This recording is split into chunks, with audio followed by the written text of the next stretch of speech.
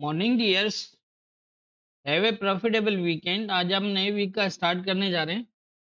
दुआ है कि ये वीक हम सबके लिए प्रॉफिटेबल साबित हो। पहले हम फ्राइडे की एनालाइज की बात कर लेते हैं, जो हमारी डेली एनालाइज है। उसके बाद देखेंगे कि आज के इम्पोर्टेंट एरियाज क्या होंगे। फ्राइडे को जब हमने एनालाइज किया तो 2696 के आसपास मूव कर रहा था, और यहाँ पर एनालाइज हमारी कुछ इस तरह थी कि या तो ये ऊपर की तरफ जाएगा और 2701 से 6 का इम्पोर्टेंट होगा। अगर यहाँ से रिजेक्ट होता है तो फिर ये वाला एरिया होगा 2685, ये सपोर्ट हो सकती है। और अगर यहाँ से ये सीधा आ जाता है तो ये बॉटम तक भी आ सकता है, और बॉटम तक आने के बाद इस एरिया को जो है वो ब्रेक ना करे तो ये दोबारा जो है वो 2701 के आसपास जाएगा। और ये इम्पोर्टेंट रहेगा, अगर इस जोन से ये ब्रेकआउट नहीं हुआ तो यहाँ से दोबारा जो है वो 2670 तक आ सकता है। तो यहाँ पर पोजीशन क्लियर है कि ये यहाँ से पहले ये सीधा आया, ये पूरा जोन ब्रेक किया, इसमें क्लोज लगे थे और ये क्लोज क्लियर थे कि ये, क्योंकि नीचे क्लोज करने के बाद ये दोबारा अपसाइड 2 क्लोज लगा दिए थे M15 के, तो काफी क्लियर था कि ये तकरीबन 2700 के आसपास जा सकता है।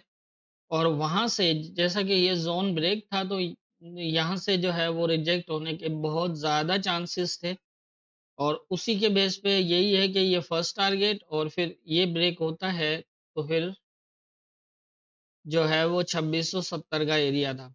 तो आप देख सकते हैं बहुत इजीली यहाँ पर जो है वो मोमेंट थी, और बहुत ही अच्छी ट्रेड थी यहाँ पर 2676 की एसएल पे बाय था, और यहाँ पर 2707 की एसएल पे सेल था, जिसका फर्स्ट टारगेट हम 2686 रख सकते हैं, क्योंकि जैसा मैंने बताया कि जोन से ऊपर टीपी होनी चाहिए अगर आप सेल में हैं तो।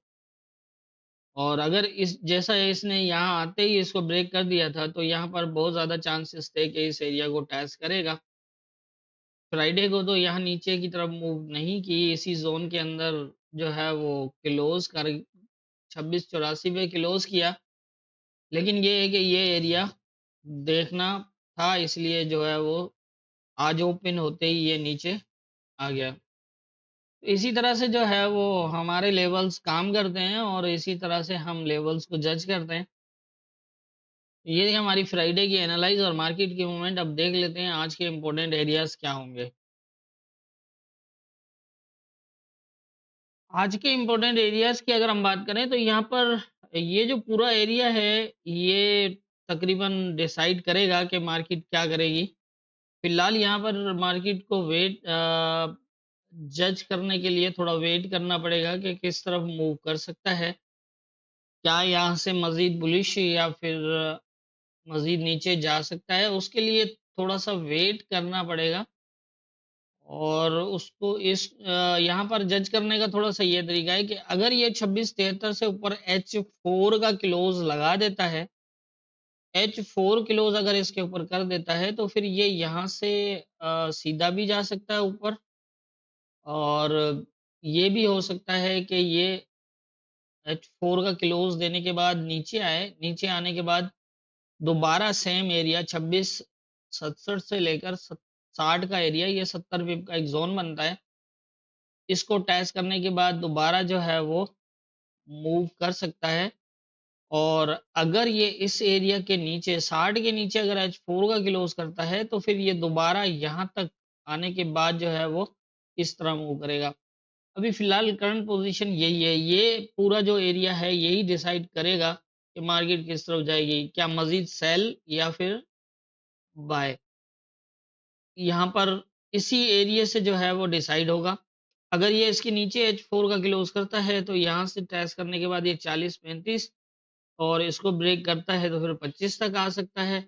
और अगर ये 2673 के ऊपर H4 का क्लोज कर देता है तो यहाँ से फिर बुलिश होने के चांसेस हो जाएंगे, और 2701 से 6 वाला एरिया पहला होगा, ये ऑलरेडी ब्रेक है।